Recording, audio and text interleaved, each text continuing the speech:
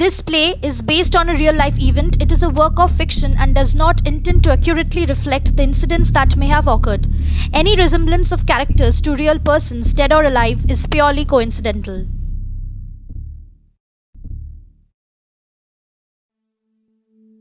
নমস্কার, আজকে আমাদের প্রস্তুতি অভিযুক্ত, ইনোসেন্ট অর গিল্টি। সংলাপ রচনায় সিদ্ধান্ত গুপ্তা, গল্পের সূত্রধার পৌলমী সরকার, এসিপি সঞ্জীব কুমার যাদবের ভূমিকায় সিদ্ধান্ত গুপ্তা, প্রথম রিপোর্টারের ভূমিকায় চন্দন রায়, দ্বিতীয় রিপোর্টারের ভূমিকায় পৌলমী সরকার, তৃতীয় রিপোর্টারের ভূমিকায় অস্মিতা মুখার্জি, চতুর্থ রিপোর্টারের ভূমিকায় দেবস্মিতা সাহা, সাব ইন্সপেক্টর ধর্মেন্দ্র কুমারের ভূমিকায় অভিষেক কুমার ঘোষ, আতিফ আমিনের ভূমিকায় চন্দন রায়, ইন্সপেক্টর শর্মার ভূমিকায় সিদ্ধান্ত গুপ্তা, হেড কনস্টেবল বলবন্ত রানার ভূমিকায় সিদ্ধান্ত গুপ্তা, সাউন্ড এডিটর চন্দন রায়। শুরু হচ্ছে আমাদের গল্প অভিযুক্ত।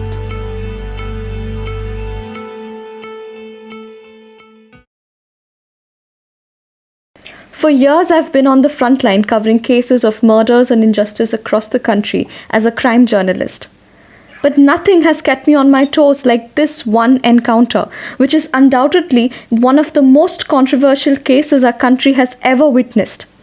The case that shook the pillars of our justice system to its very core and revealed all its fault lines. All the unanswered questions still haunt my sleep. ACP Sanjeev Kumar, तो आप ये मानते हैं कि एनकाउंटर में मारे गए लोग स्टूडेंट्स थे? जी हाँ, उनके पास से हमें कुछ कॉलेज आईडीज़ मिले हैं जिससे ये साबित होता है कि वो स्टूडेंट्स थे।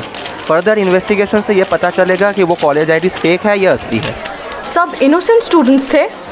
देखिए, उनके पास से हमें गन्स, बुलेट्स और एक्सप्लोसिव्स मिले हैं। स्टूडेंट्स हो सकते हैं पर इनोसेंट कभी नहीं। तो कौन थे वो लोग? They were the members of Indian Mujahideen. लोगों का कहना है कि ये एनकाउंटर फेक है, इस पर आपका क्या राय है? इस एनकाउंटर में दिल्ली पुलिस के स्पेशल सेल के सीनियर इंस्पेक्टर मोहन शर्मा वीरगति को प्राप्त हुए हैं। कभी सुना है किसी फेक एनकाउंटर में इंस्पेक्टर रैंक के किसी ऑफिसर की मौत हुई हो? पर हमारे सोर्स से खबर तो ये है कि इंस्पेक्टर मोहन चांद की मौत इंटर डिपार्टमेंटल राइवलरी की वजह से हुआ है। सुनने में यह है कि आपके हेड कांस्टेबल ने क्राइम सीन पर उन्हें पीछे से गोली मारी है, जिससे आपके डिपार्टमेंट के बनाए हुए इस कहानी को क्रेडिबिलिटी मिल सके। इंस्पेक्टर मोहन चांद शर्मा के शर्ट पर तो कोई खून नहीं था, सिर्फ शर्ट के पीछे के साइड पर खून था। इसे कैसे एक्सप्लेन करेंगे आप? इंस्पेक्टर शर्मा को 2 गोली लगी थी, पहली जो उनके बाएं कंधे पर लगी थी और दूसरी जो उनके दाएं पेट से होता हुआ उनकी पीठ से निकली थी। कहानी तो ही अटकी है ना सर। मोहन शर्मा की शर्ट के सामने की तरफ खून क्यों नहीं था? आप छुपाना क्या चाहते हैं सर? देखिए, गोली लगने पर सिर्फ एग्जिट वुंड से ब्लीडिंग होती है, हिंदी फिल्मों की तरह एंट्री वुंड से ब्लीडिंग नहीं होती। इंस्पेक्टर शर्मा को जो गोली लगी थी वो सामने की तरफ से चलाई गई थी और एग्जिट वुंड पीठ पर होने के कारण उनके वाइट शर्ट के सिर्फ पीछे की तरफ ही खून लगी थी। अगर आप मेरे स्टेटमेंट पर विश्वास नहीं करते तो ये आप किसी भी बैलिस्टिक्स एक्सपर्ट से क्रॉस चेक करवा सकते हैं। आपके इस कहानी को अगर सच मान भी ले तो विजुअल्स के according Mohan Sharma bullet proof jacket क्यों नहीं पहने थे? क्योंकि ऑर्डर्स एनकाउंटर के नहीं थे। तो क्या ऑर्डर थे सर? ऑर्डर सिर्फ अरेस्ट करने के थे। तो फिर एनकाउंटर क्यों हुआ सर? उन बच्चों को क्यों मारा गया सर? क्या दिल्ली पुलिस किसी भी इनोसेंट बच्चों को उठाकर मार के उन्हें आतंकवादी घोषित करने लगा है सर? वहाँ के आई विटनेसेस, उन बच्चों के परिवार इसे पुलिस ब्रूटैलिटी का नाम दे रहे हैं। देखिए, ऐसा कुछ नहीं है, ये सब कुछ आप लोगों की गलतफहमियां है। कुछ नहीं है तो आप ही बताइए ना सर। 19 सितंबर की सुबह L18 बाटला हाउस ओखला जामिया नगर में हुआ क्या था? एनकाउंटर या फिर कोल्ड ब्लडेड मर्डर? इस कहानी की शुरुआत हुई 27 जुलाई अहमदाबाद बॉम्बिंग्स के साथ। आईएम ने सारे अटैक्स की रिस्पॉन्सिबिलिटी ईमेल्स के थ्रू ली थी। तभी 2005 से हर अनसॉल्व्ड बॉम्ब अटैक्स की फाइल्स रीओपन की गई। पहली ब्रेक थ्रू मिली जब मुंबई पुलिस ने अफजल उस्मानी को अरेस्ट किया। उसने ये कबूल किया कि उसी ने चोरी की गई गाड़ियाँ गुजरात अटैक्स के लिए कयामुद्दीन कपाडिया नाम के किसी आदमी को बेचा था। उसने ये भी कहा कि आईएम का एक टॉप कमांडर जिसका नाम वो बशीर जानता था 26 जुलाई को अहमदाबाद से निकलकर दिल्ली में जामिया नगर में किसी सेफ हाउस में पनाह लिया था। बशीर के डिस्क्रिप्शन देते टाइम वो सिर्फ यही कह पाया कि बशीर के सामने की एक दांत टूटी हुई है। सेकेंड ब्रेक थ्रू मिली गुजरात पुलिस को। बहरूच के किसी आदमी ने पुलिस को कॉल करके ये बताया कि अहमदाबाद में कार बॉम्ब्स पार्क करने वाला उसी का किराएदार था। डीसीपी अभय के पास सिर्फ एक ही लीड थी, वो मोबाइल फ़ोन जिससे वो किराएदार अपने मकान मालिक से बात करता था। उनको ये पता चला कि अहमदाबाद बॉम्बिंग्स के बाद से वो मोबाइल फ़ोन स्विच ऑफ हो गया है। गुजरात पुलिस के फर्दर इन्वेस्टिगेशन से ये पता चलता है कि उस मोबाइल फ़ोन पर सारे कॉल्स पब्लिक टेलीफोन से किए गए थे। वो मोबाइल फ़ोन उन 5 फ़ोन्स में से एक था जो 7 जुलाई और 26 जुलाई के बीच में आईएम के लोगों ने यूज़ किया था, पर उन्होंने अपने कम्युनिकेशन सिक्योरिटी में एक गलती कर दी। 16 जुलाई और 22 जुलाई के बीच में उन 5 फ़ोन्स में से एक फ़ोन जामिया नगर में स्विच ऑन हुआ था। उस फ़ोन्स ने सिर्फ 5 कॉल्स रिसीव किए जो जामिया नगर के ही किसी पब्लिक टेलीफोन से किए गए थे। फिर 24 जुलाई को वो फ़ोन फिर से अहमदाबाद में एक्टिव हुआ। इन्वेस्टिगेटिंग टीम को अहमदाबाद बॉम्बिंग्स और जामिया नगर के बीच में एक और लिंक मिली। 19 जुलाई को बारूच के एक सेलफोन पर मुंबई से एक कॉल आता है जो नंबर ईस्टर्न यूपी में रजिस्टर्ड है। उसके तुरंत बाद उसी यूपी वाले नंबर से जामिया नगर में एक फ़ोन पर एक कॉल आता था जो मोहम्मद आतिफ आमीन के नाम पर रजिस्टर्ड है। इस इन्वेस्टिगेशन के बेसिस पर पुलिस को ये पता चलता है कि आतिफ आमीन ने ही बशीर को छुपा रखा है या फिर आतिफ आमीन खुद बशीर है। 13 सितंबर को दिल्ली में 5 ब्लास्ट होते हैं और तब ये इंटेलिजेंस दिल्ली पुलिस को ट्रांसफ़र की जाती है। इस इंफॉर्मेशन को क्रॉस चेक करने की रिस्पॉन्सिबिलिटी इंस्पेक्टर शर्मा को दी गई थी। 19 सितंबर को इंस्पेक्टर शर्मा अपने टीम के साथ बाटला हाउस पहुंचे। सब इंस्पेक्टर धर्मेंद्र कुमार को शर्ट और टाई पहनाकर वोडाफोन कंपनी का एक सेल्समैन बनाया गया। आतिफ आमीन का ना तो कोई चेहरा हमारे पास था और ना ही उसका हुलिया। सिर्फ एक ऐसे आदमी की तलाश थी जिसका सामने वाला दांत टूटा हुआ हो। कौन है? सर जी, मैं वोडाफोन कंपनी से आया हूँ। आपसे एक सर्वे लेना है, उसी सिलसिले में आपसे बात करने आया हूँ। नहीं सॉरी, नॉट इंटरेस्टेड। एक बार दरवाज़ा खोल दीजिए ना सर, 5 मिनट लगेगा। एक बार बोला ना जा। रमज़ान का महीना चल रहा है, अभी हम लोग सो रहे हैं। उनके दरवाज़ा ना खोलने पर हमारे हेड कांस्टेबल बलवंत राणा ने फिर दरवाज़ा नॉक किया और अपनी आइडेंटिटी बताई। दरवाज़ा खोल साले, दिल्ली पुलिस है हम लोग, दरवाज़ा खोल। उन्होंने फिर भी दरवाज़ा नहीं खोला। तभी इंस्पेक्टर शर्मा के नज़र पर कॉरिडोर की दूसरी तरफ एक कनेक्टिंग डोर पर पड़ी। हमने वहाँ से एंट्री लेने की सोची।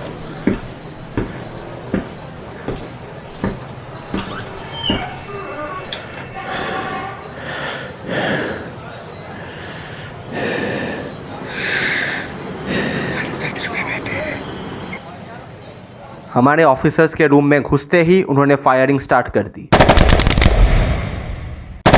हमें दरवाजे के पीछे कवर लेना पड़ा।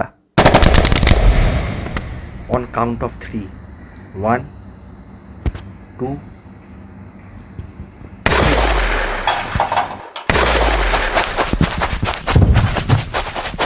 इस एक्सचेंज ऑफ फायर में आतिफ अमीन और मोहम्मद साजिद की मौत हो गई और इंस्पेक्टर शर्मा को गोली लगी। मोहम्मद सैफ जिंदा पकड़ा गया और शहजाद अहमद भागने में सफल हुआ। शहजाद की तलाश अब भी जारी है। इंस्पेक्टर शर्मा को तुरंत ही हॉस्पिटल ले गया था where he succumbed to his injuries। ये थी 19 सितंबर की कहानी। और जहाँ तक इंस्पेक्टर शर्मा के मौत की कंट्रोवर्सी की बात है तो एम्स के डॉक्टर ने ये वेरीफाई किया है कि इंस्पेक्टर शर्मा को 2 डायरेक्शन से गोली लगी थी, पेट पर आमीन के बंदूक से और कंधे पर साजिद के बंदूक से। सर, पर ओखला के लोग इसे अपने धर्म पर एक अटैक समझ रहे हैं। उनको ये लगता है कि मुस्लिम होने की वजह से ही उन्हें और उन लड़कों को फ्रेम किया जा रहा है। उनके अनुसार आप असली मुजरिम को पकड़ने में नाकामयाब हुए हैं, जिसके लिए आपने उन 4 बेकसूर स्टूडेंट का इनकाउंटर करके उन्हें मुजरिम घोषित कर दिया है। हमारे पास मोहम्मद सैफ का रिटन कन्फेशन है और अगर वैसा ही करना होता तो उसे हम लोग जिंदा क्यों अरेस्ट करते, बाकियों के जैसे उसे वहीं पर मार देते। पर ऐसा क्यों होता है कि एवरी टाइम एक ही कौम के लोग इन्वॉल्व होते हैं इन टेररिस्ट अटैक्स में? देखिए, आतंकवाद का ना तो कोई धर्म होता है और ना ही कोई मजहब। It is the work of a radical organization that works for the universal supremacy of its own propaganda. Sir, तो ये कॉलेज में पढ़ने वाले बच्चे इनका शिकार कैसे बन जाते हैं? How is it possible that our intelligence network is failing again and again? देखिए, हर साल ये टेररिस्ट ऑर्गेनाइजेशंस मास रिक्रूटमेंट करते हैं। जगह जगह से उन लोगों को पिक किया जाता है जिनके दिल में हमारे गवर्नमेंट या फिर हमारे देश के खिलाफ कोई रिजेंटमेंट हो। And there lies our biggest failure. If we as a system constantly make them feel that they aren't one of us और that they do not belong here, उनके दिल में यह गुस्सा होना क्वाइट ऑब्वियस है। फिर बात तो वही है ना सर, ये अटैक्स एक ही कौम के लोग करते हैं, चाहे वो हिंदुस्तान से हो या पाकिस्तान से। आपको 93 के बॉम्बे ब्लास्ट याद है? Bombay blast was carried out by two perfect Indians, Yakub Memon और टाइगर मेनन। इन्हें लोग कभी नहीं भूल सकते, बट कितने लोगों को एस.एन. थापा का नाम पता है? Customs officer SN. थापा को RDX कंसाइनमेंट लैंडिंग की पूरी खबर थी, पर उन्होंने उस रात कोई एक्शन नहीं लिया। आप उन्हें क्या कहेंगे? अगर उन्होंने उस रात को कोई एक्शन लिया होता तो ना तो RDX कंसाइनमेंट मुंबई सिटी के अंदर पहुंचता और ना ही 13 मार्च 1993 को बॉम्बे में 12 ब्लास्ट होते। सो यू सी, टेररिज्म का कोई रंग नहीं होता, कोई धर्म नहीं होता। उनको सिर्फ अपना प्रोपेगेंडा सामने रखना है, चाहे वो इस्लामिक सुपीरियरिटी हो या फिर हिंदुत्व सुपीरियरिटी। पर ये लोग तो दूसरे धर्म के लोगों को मारना जिहाद समझते हैं ना। पाक किताब में 41 बार जिहाद का जिक्र किया गया है। 41 बार। जिहाद का मतलब है अपने अंदर के बुराइयों को मारना। आपको क्या लगता है, ये आतिफ, साजिद या फिर मोहम्मद सैफ को जिहाद के बारे में कुछ भी पता है?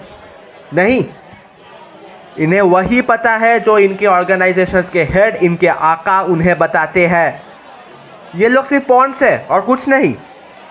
इनका इस्तेमाल इनके ऊपर बैठे हुए लोग करते हैं। जिहाद की उल्टी पाठ पर आकर जन्नत और 72 हूरों की लालच देकर अपना घिनौना काम करवाते हैं।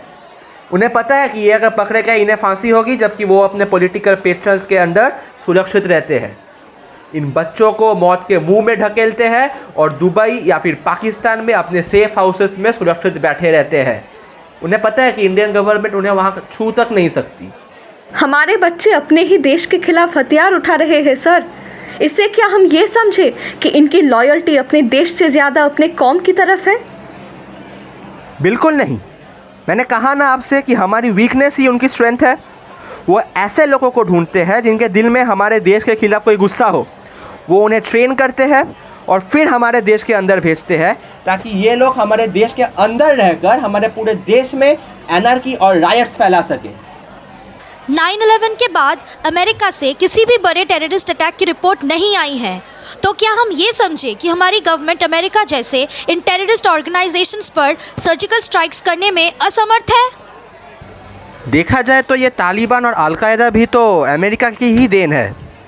आपको क्या लगता है इन्हें फंडिंग कहाँ से मिलती है, वेपन्स कहाँ से मिलते हैं?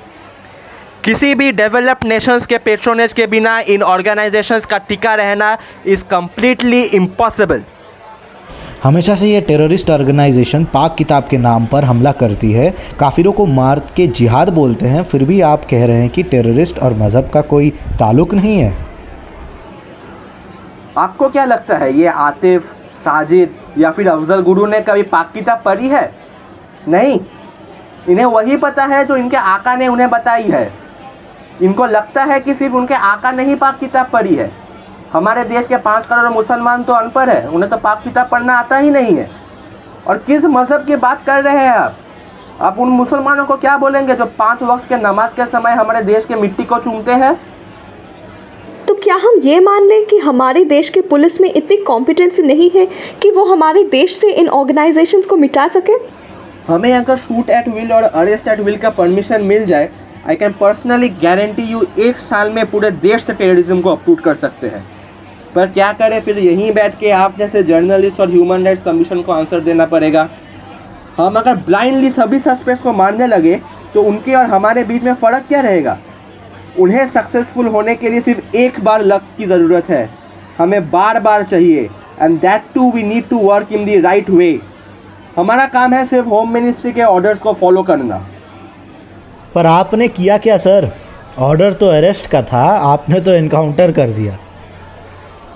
पर फायरिंग की पहल उन्होंने की थी।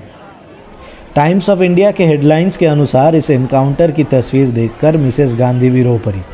रूलिंग गवर्नमेंट भी इसे फेक एनकाउंटर मान रही है सर। देखिए, उन्हें सिर्फ अपनी सरकार बचाने में इंटरेस्ट है और हमें देश की रक्षा करने में। तो आप कहना चाहते हैं कि वो भी टेररिस्ट को सपोर्ट कर रही है? वो सिर्फ पब्लिक ओपिनियन का साथ दे रही है। शायद अब भूल जा रहे हैं कि अगले साल लोकसभा इलेक्शंस है। उन्हें तो अपनी मेजोरिटी बचानी है ना। साजिद की बहन ये मानने को राजी नहीं है कि उनका भाई एक टेररिस्ट था। उनको ह्यूमन राइट्स कमीशन का भी सपोर्ट मिल रहा है। वो अपने भाई के लिए जस्टिस की मांग कर रही है। इस पे आपका क्या राय है? इस देश में जस्टिस का हक सबको है, एक 9 to 5 जॉब करने वाले कॉमन मैन का भी और IM के लिए काम करने वाले एक टेररिस्ट का भी। ह्यूमन राइट्स कमीशन ने हमारे खिलाफ इंक्वायरी की मांग की है। अगर हमने कुछ गलत किया है तो वो इंक्वायरी में सामने आ ही जाएगा।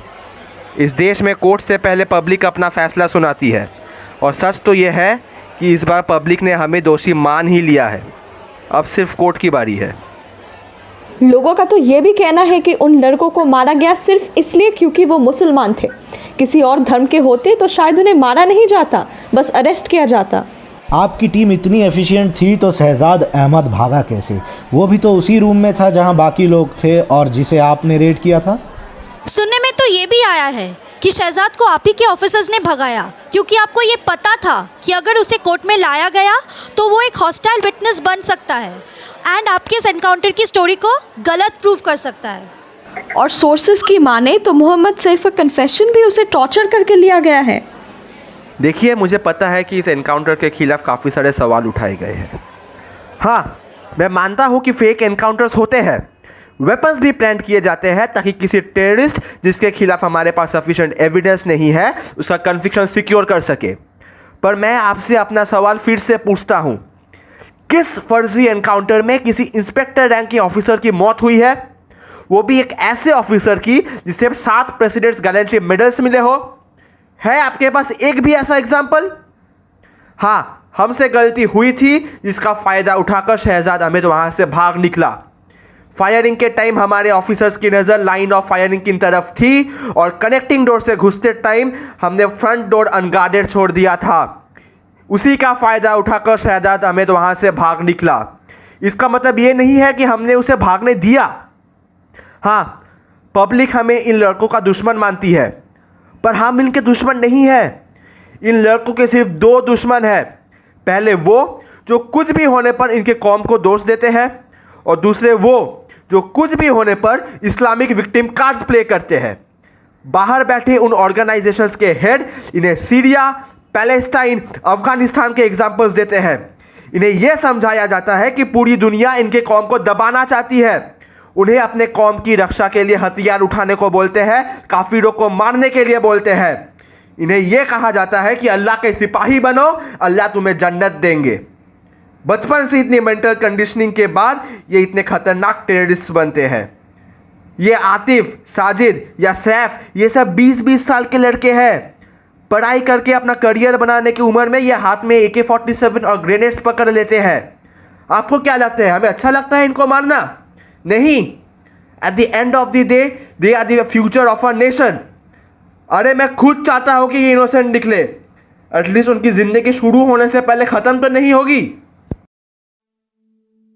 The much disputed encounter opened up a Pandora's box of conspiracy theories pertaining to its communal angle.